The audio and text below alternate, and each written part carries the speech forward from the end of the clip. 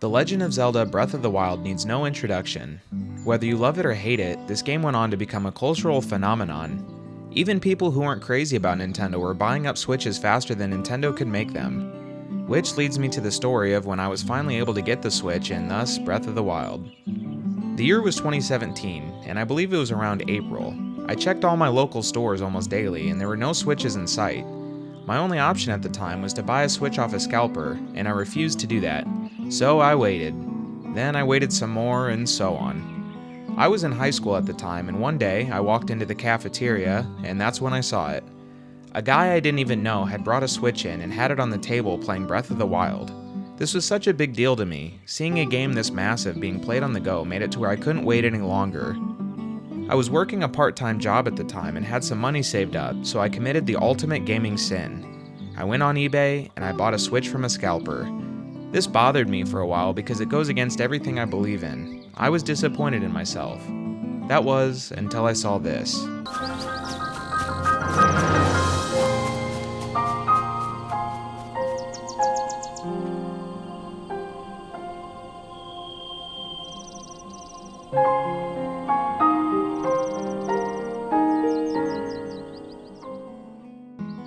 Breath of the Wild has one of the strongest openings to any Zelda game. The story throws you right into this world and you're left wondering what happened. Why was Link in stasis? Where is Zelda? What happened to Hyrule? These questions don't get answered for some time, but I remember loving the mystery of it all. Long gone are the overly long and bloated tutorials. Instead, Breath of the Wild gives you a mini open world area to explore and tells you, hey, figure it out. The Great Plateau might be my favorite thing about this game. I know it sounds odd given that this is the starting area, but you can spend countless hours here just exploring every nook and cranny. Shortly after the cutscene takes place, we're free to roam around and do as we please. The game lets you pick up sticks and mushrooms, which introduces the idea of improvised weapons. From sticks to rocks to just about anything you can find can be used against a foe. The mushrooms can be used to cook meals, but we'll get into that a bit later. We also find a big boulder and can push it down the hill, which shows the player the game's physics system. This is what I'm talking about. The game is naturally incorporating tutorials into the world without forcing them onto the player.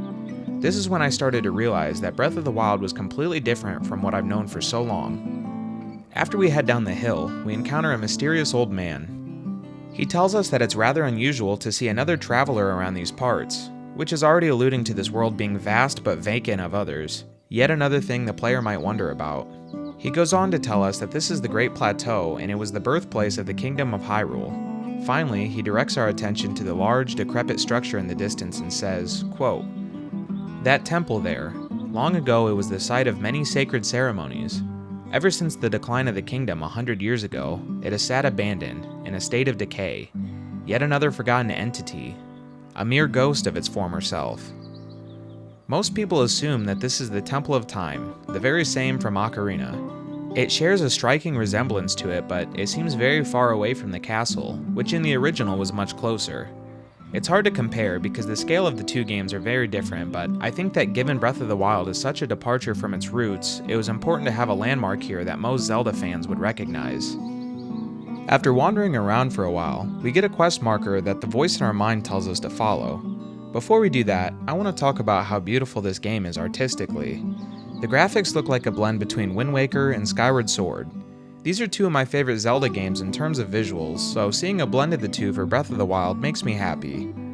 The world itself is gorgeous. From day to night or rain or shine, the landscapes are breathtaking. The Great Plateau gives us a good variety of biomes to explore, from forests to plains to snow-capped mountains, and it all looks wonderful. The ambient sounds as you're exploring is so relaxing and peaceful. You hear birds and crickets as you're walking around. I think that's why I like the Great Plateau so much. Before the story gets too intense, you can kinda just walk around and enjoy the virtual nature.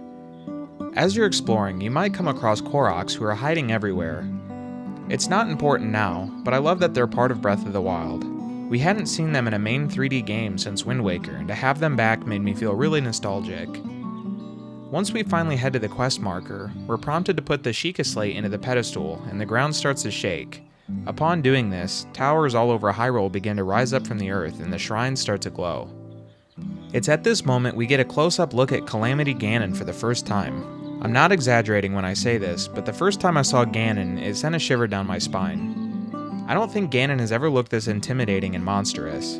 This is another reason I love Breath of the Wild.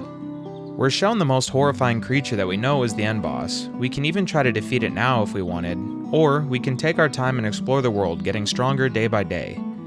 This game fixes a lot of open world story dilemmas by telling us that Ganon is trapped for now, so we have some time. This makes it feel like we can explore at our own pace without neglecting the story. After climbing down the tower, we meet up with the old man again, and he tells us he'll give us the paraglider in exchange for the treasures inside of the shrines. That's basically the goal of the Great Plateau. We have to find the 4 shrines and complete them to get the paraglider, which unlocks the rest of the world. Which, by the way, is huge. It blew my mind as a younger guy when I opened the map for the first time and saw how small the Great Plateau was compared to the rest of the world. On our way to the first shrine, we encounter a bokoblin camp. These are pretty common in Breath of the Wild and oftentimes grant you chests with all kinds of rewards in them if you defeat all the enemies. This normally doesn't take too long, and before we know it, we're entering our first shrine. These are mini dungeons, and the 4 that are on the Great Plateau grants us unique abilities. This one gives us magnesis, which allows us to move all kinds of metal objects around the world freely. My view of the shrines may have soured over the years, but I'll still love the first 4 in particular. There's other cool shrines in the game, but like most fans, I don't agree that they should have replaced traditional dungeons, which are pretty much absent in this game. After we're done, we get a spirit orb and meet back up with the old man, who tells us that the Sheikahs were a race that once protected Hyrule, but along with their technology, have been lost to time. If you haven't already caught on, Breath of the Wild is a post-apocalyptic game, where ancient technology is sometimes helpful to us, but other times is harmful. Like the Guardians, who are programmed to kill enemies on sight.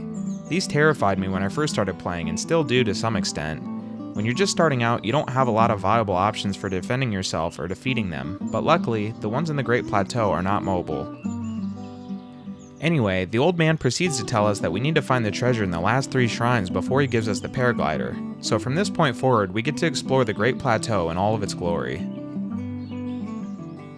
One of my favorite things to do is explore the Forest of Spirits and its surrounding areas.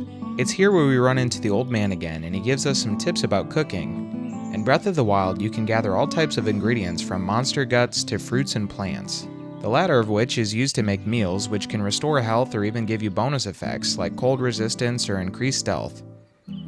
Shortly after, we encounter the Stone Talos, a hulking giant monster made of stone. I've always ran away from this encounter when I originally played because it seemed to be too tough to beat with my measly weapons, but this time around, I hunkered down and got the job done. Our reward was an explosion of valuable gems, which we can sell later. But how cool is it that we can just be wandering around in a forest and a giant boss battle ensues? This feels so different to the Zelda we all know and love, but I love this too at the same time.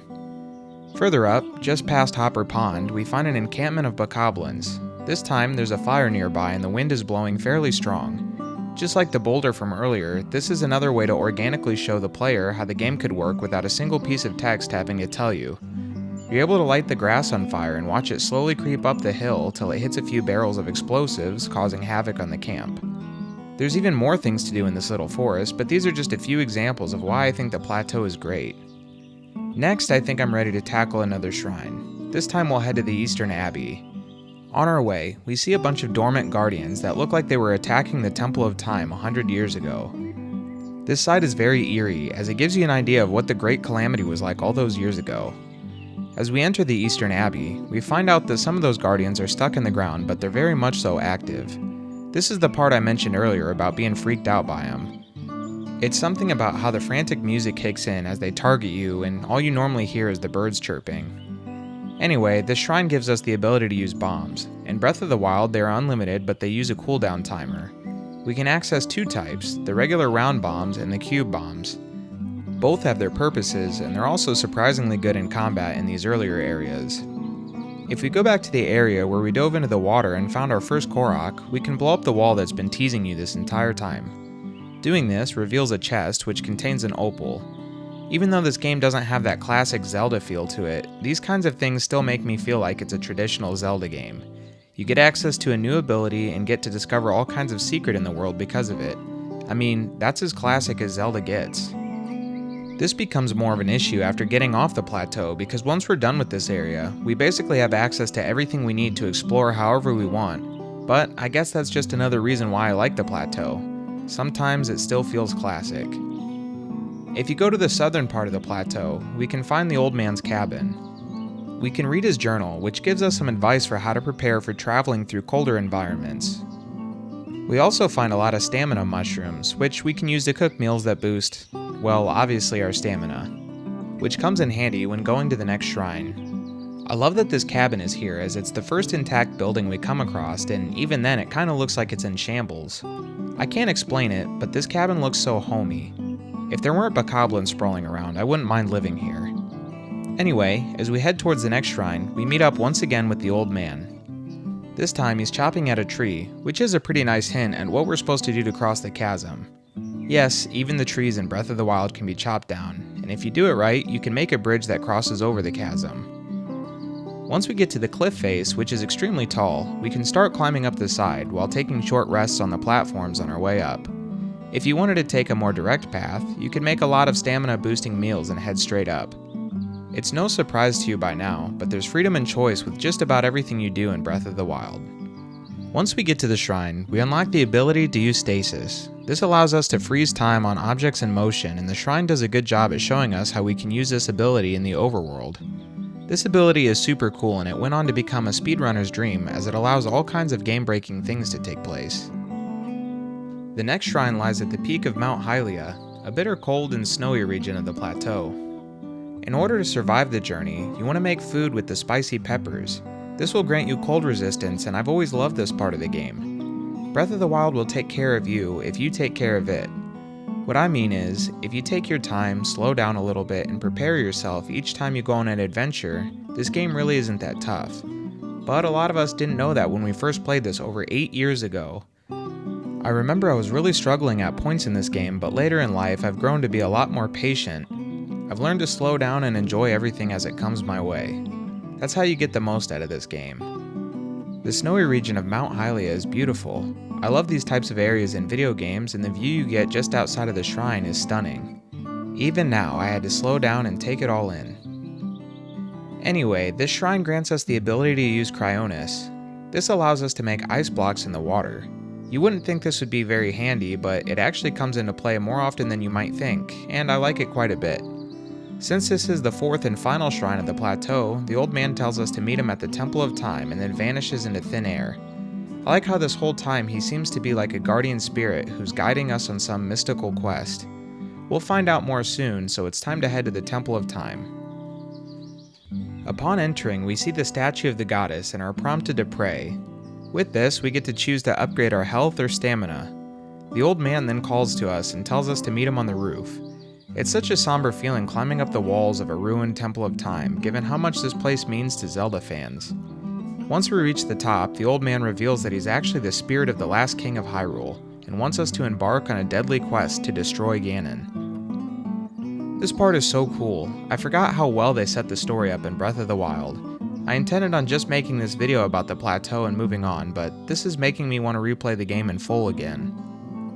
Anyway, now that we have the paraglider, our adventures in the Great Plateau are now finished. I'm sure I missed some cool Easter eggs or secrets here, but that's the beauty of this game. The fact that every time you play it, you discover something new. I wanted to talk about this part of the game specifically because of how much this area means to me.